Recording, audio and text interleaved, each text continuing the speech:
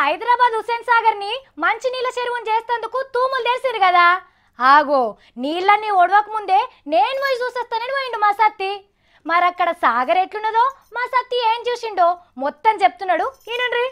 హుస్సేన్ సాగర్లా నీళ్లు తోడిపోస్తున్నారంట అని ఎట్లా తోడుతున్నారో చూద్దామంట అని అటు మొకాన పోయినా 1/2 కిలోమీటర్ దూరంకెళ్ళే కంపు వాసన వస్తున్నది. ముక్కుకు మూతికి బట్ట కట్టుకొని మెల్లగా ట్యాంకు బండి మీదకి ఎక్కిన.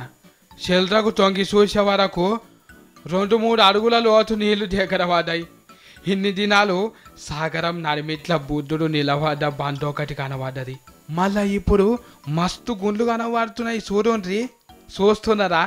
ఆ బ్రేక్ కాగితాలు వదుపోంటి బతపేలికలు మన్ను మసారం ఎట్లున్నదో, ఇంకా లోపట ఎసొంటి పురుగు పూసి ఉన్నదో, ఏమేం మెట్టబెట్టినాయో.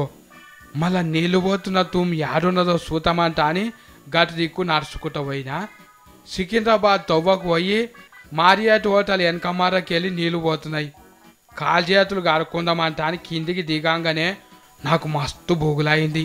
నీళ్లు మస్తు పచ్చగున్నాయి. మళ్ళా నీళ్ళల్లో ఆకుపచ్చ కలరు సర్ఫ్ ప్యాకెట్లు ఎందుకు కలిపినరంట అని ఆడు ఉన్నోళ్ళని అడిగినా. ఏహే అది రంగు కాదు మురికి నీళ్ళు అని చెప్పంగానే నాకైతే మస్తు బుగులైంది. కాలు చేతులు కడుక్కోలే. ఇక మళ్ళా గీ కాలువ పొంటి ఏడికి పోతున్నాయి అని అడిగితే అంబర్పేట ఉప్పలికి వెళ్ళి కిందికి పోతున్నాయి అంట అని చెప్పిండ్రు.